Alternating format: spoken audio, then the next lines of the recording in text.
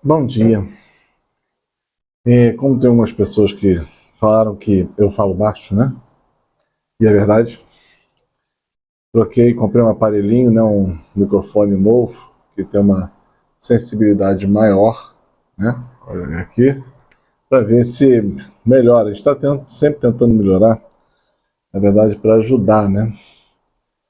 E vamos ver. Depois vocês me dizem se melhorou ou não. Eu tentei gravar um vídeo antes, gravei, né? E deu errado. Deu errado porque eu esqueci de ligar o microfone. Bom, que assim seja, né? Bom, recebi essa semana uma mensagem do Google aí, não muito boa, e entrego a Deus, né? Pedindo para me tirar uma série de vídeos, tirar para não dar problema. Vou gravando o que dá para frente. Então aproveitem o que der para aproveitar. E como a gente espera, né? A gente sabe que em certo pouco tempo pela frente não vai dar mais para gravar nada. Então aproveitem, né?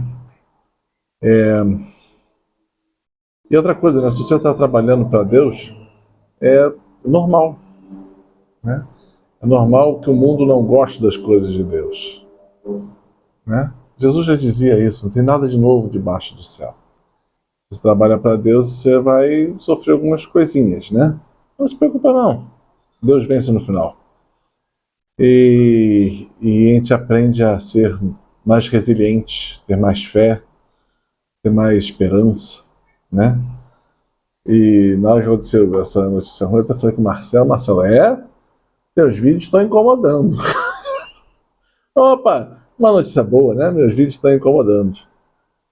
E é engraçado porque eu fiz esse canal, a pedido de Deus, não tem nada a ver comigo, e eu pensava que era para atingir, sei lá, 20, 40, 50 pessoas. Está atingindo aí 200, 300 pessoas. O que para mim já é um milagre, né? Então, um vídeo também de agradecimento pela perseguição, um vídeo de agradecimento a Deus por fazer milagres, um vídeo de agradecimento por todas as coisas, né? E a gente vai aprendendo com tudo isso a servir a Deus, né?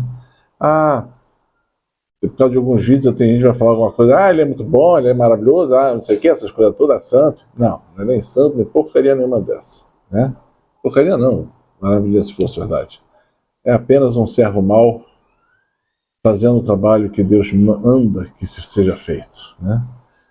É apenas, como diz Jesus, né? Se os meus não falarem, as pedras falarão. Então, eis aqui uma pedra falando e contando histórias que ajudam outras pessoas, né? Como eu já disse antes, né? Eu vejo muita gente falar algumas coisas, mas como é que se vive isso? Né? Eu estava falando mais cedo com o Marcelo, que as nossas experiências de oração são realmente fantásticas. Muita gente nunca sequer viveu, muita gente, anos dentro da igreja, nunca viveu nada nem parecido.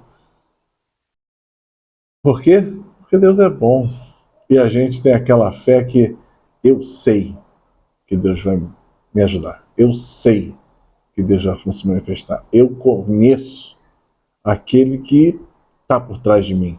E se ele falar que vai fazer, quem se fiar no começo, no meio dessa história, vai se dar muito mal. E eu já vi isso várias vezes, né? Então, a fé só tende a aumentar com a experiência. Então, queria falar isso primeiro também. A outra coisa que eu fiz um vídeo falando para as pessoas como é que se faz a oração de cura para iniciantes, né? É para iniciantes mesmo, gente, porque tem muitas coisas que a gente pode aprender a fazer. E a gente aprende durante a oração e pouquíssima gente vai tentar explicar. E são toques que a gente vai aprendendo pela oração, pela vivência da oração. Sabe que Deus, ele tem um procedimento, ele age sempre igual, ele é uma pessoa. Ele tem o seu modo, o seu comportamento, o seu modo de agir. E ele age sempre, sempre, sempre igual, né? Ele não muda.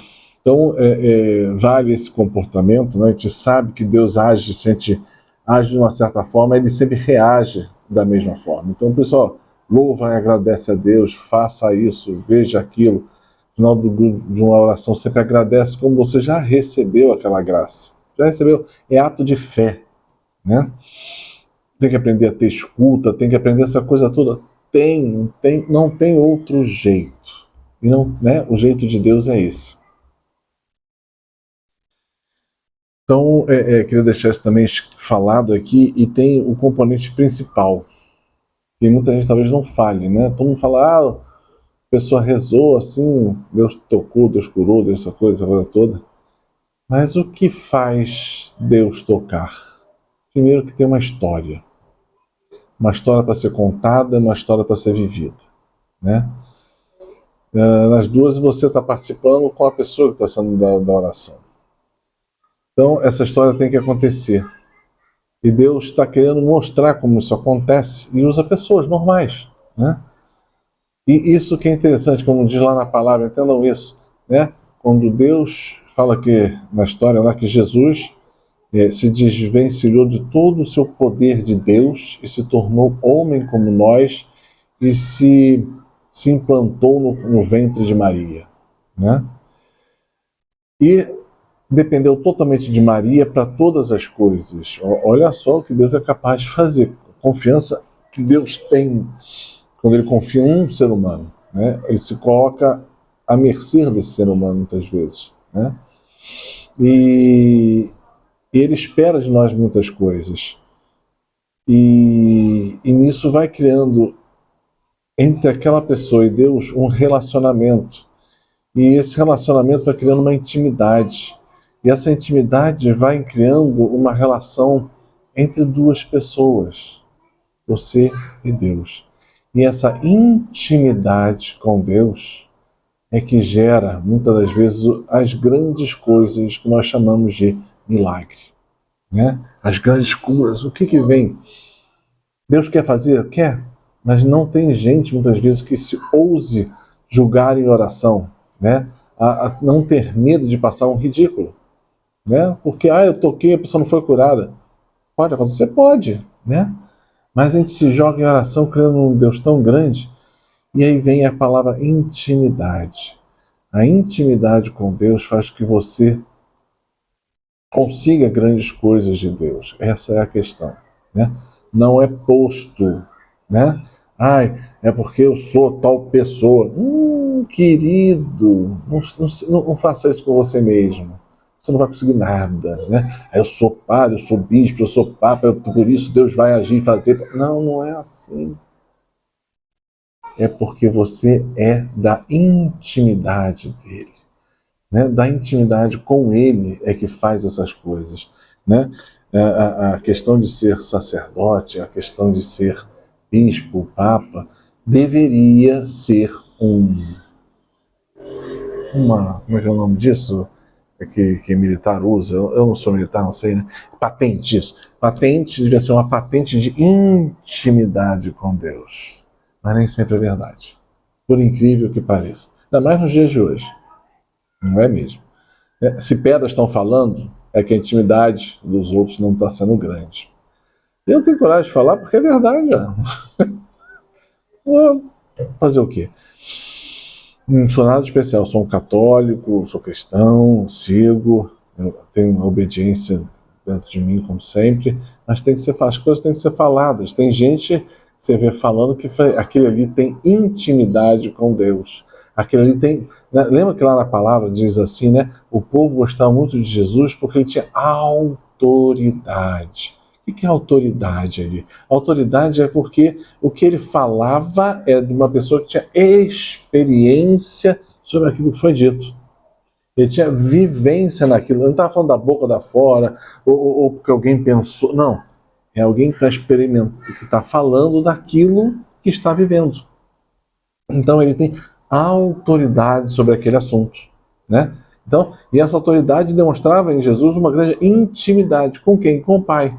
Ele falava, né? O Pai me disse isso. Eu estou fazendo não aquilo que eu quero, mas aquilo que meu Pai mandou fazer, né? É a mesma coisa que eu venho por aí também falando. Eu falo muitas das coisas que não é o que eu quero falar, mas eu falo aquilo que o Espírito Santo está me mexendo a falar, aquilo que Jesus me disse, aquilo que o Pai me mostrou.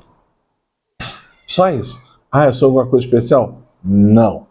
Isso é o mais legal. Porque todo mundo pode. Se eu não sou nada demais, todo mundo pode ser assim. Não é legal? Né? E aí você vai ser levado a ter essa intimidade com Deus. E quando tem intimidade com Deus, o que quer dizer isso? É que você partilha a tua vida com Deus. Né? O que Deus quer chamar você é ter essa partilha de vida. Ele quer viver com você. Lembra que muitas vezes a gente fala que Jesus, qual é o nome de Jesus lá no Antigo Testamento? Ele seria o Emanuel. O que é Emanuel? É Deus conosco. Não é que é só tá perto, tal, não. É conosco, próximo, junto, né? E vivendo conosco. É um Deus que vive conosco. Essa é a diferença, né? E essa partilha, essa vida conosco, vai dar essa intimidade que dá ponto de você pode pedir coisas grandes a Deus. Como ele fala, né? Já que te uniste a mim, eu vou te livrar. Já que se uniste a mim, eu te escuto, eu vou fazer aquilo que você está me pedindo. Por quê? Porque você tem essa intimidade com ele e aquilo que acontece com você o deixa feliz, o deixa alegre e tranquilo. Então, isso é importante quando você vai fazer uma oração com uma pessoa, né? Eu vou botar um exemplo, né? Você pode ter um advogado sobre uma questão. O cara pode saber muito, muito. Mas, na maioria das vezes, o que ganha a causa não é só querer saber muito. É aquele que tem uma certa entrada, uma intimidade com o juiz, né? Que o juiz já viu, esse cara aqui é um bom advogado, eu conheço, ele tem uma tese, geralmente esse cara está certo. Então, o juiz muitas vezes o escuta. Então ele deixa aquele advogado chegar perto dele, vai lá conversar com ele, ele aceita ter uma audiência e a proposição daquele advogado vai ser aceita. Então, é mais ou menos semelhante a isso. Eu nem sei se no mundo jurídico é muito assim, tá? É aquilo que a gente escuta as pessoas muitas vezes falando. Eu não sou advogado. Mas é assim que funciona, né? Se você tem até Jesus fala, né, que o Espírito Santo é um advogado nosso. Para quê? Para ter com Jesus e com o Pai, para advogar em nossa causa. Então, nós somos chamados, muitas vezes, quando fazemos oração de intercessão, oração de cura ou de libertação, é uma intercessão fortíssima ao coração do Pai em função da intimidade e do amor que Deus Pai se abre quando você pede alguma coisa, né? É porque Deus ama. E eu vou, até uma coisa que eu aprendi, demorei anos para entender isso, né? Que é o quê? Deus te ama. Ah, que bom. Aí vem você lá, um lixo de pessoa, e Deus te ama. Como é que era possível? Eu sou um lixo de pessoa. Porque Deus, ele enxerga tudo fora do tempo, muitas das vezes de trás para diante. Então, muitas vezes, Deus ama você naquilo que você vai chegar ao máximo da tua vida, só que Deus está vendo esse máximo e olhando para você hoje. Então, Ele te ama pela resposta futura que você está dando a Deus e sabe que você vai chegar lá. E Ele ama a tua resposta. Ele ama a tua decisão por Ele. Ele ama aquilo que você é diante dEle, a tua vida com Ele. Ele vê isso tudo junto naquele momento do tempo que você está vivendo. Então Deus te ama plenamente pelo toda a sua vida naquele momento que você muitas vezes está se sentindo uma pessoa totalmente horrorosa. Entendeu? Então Deus pega o melhor de você e te ama desta forma e responde a tua oração, né? É importantíssimo esse ponto para que você tenha o conhecimento de como é que Deus age. Muitas vezes não é pelo que você é agora, mas aquilo que você será. Lembra, o nome de Deus é Yahvé, o nome do Pai. Yahvé significa eu sou aquele que será. Tem muita gente que traduz errado, tá? Eu tive que ler, aprender aramaico um pouquinho para aprender isso. Eu sou aquele que é um erro técnico gramatical do hebraico. Na verdade, isso nem existe no hebraico, aprendi isso. Na verdade, o nome de Deus é a tradução correta, eu sou aquele que será. Ou seja, eu sou aquele que será. Por isso que é o Deus da promessa. Ele está lá na frente enxergando para trás muitas vezes. E aí você entende como é que ele é capaz de amar muitas vezes pessoas que são muito difíceis no nosso entendimento humano. Mas ele ama profundamente. Ele sabe onde você pode chegar e ele sabe onde você vai chegar. Então ele aplica tudo em você pelaquilo que você será, né?